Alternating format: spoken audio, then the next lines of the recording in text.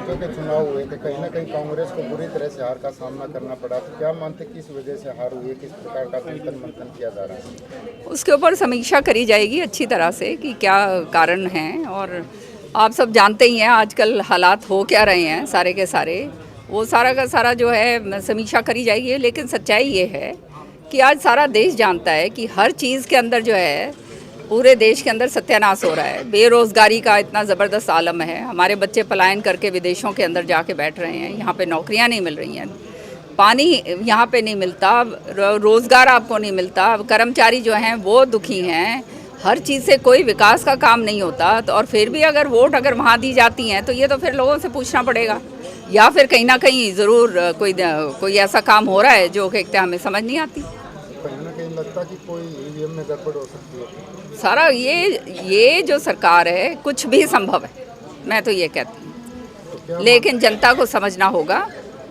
जनता को जो है जुमले चाहिए।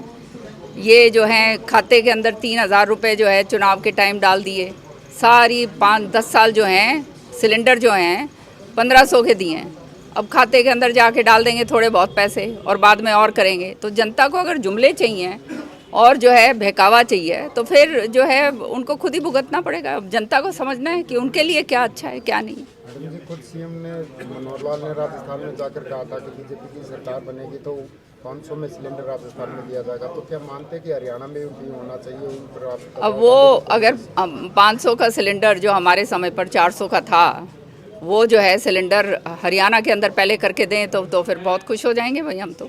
क्या मानते हैं हरियाणा पर ये चुनाव के टाइम अगर करेंगे तो कोई फ़ायदा नहीं, फिर तो सब जानते हैं तो जुमला है।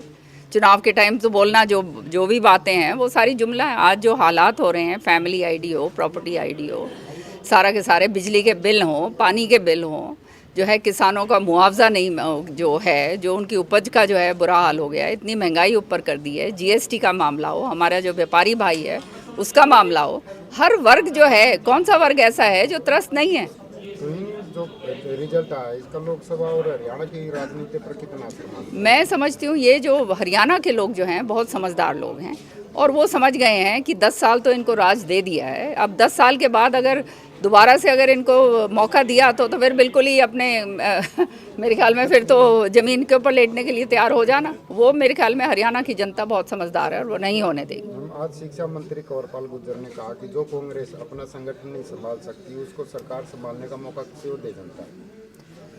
देखो, जो उनका तो कहना बनता है, जो उनका कहना है वो अपने आप कहते रहेंगे।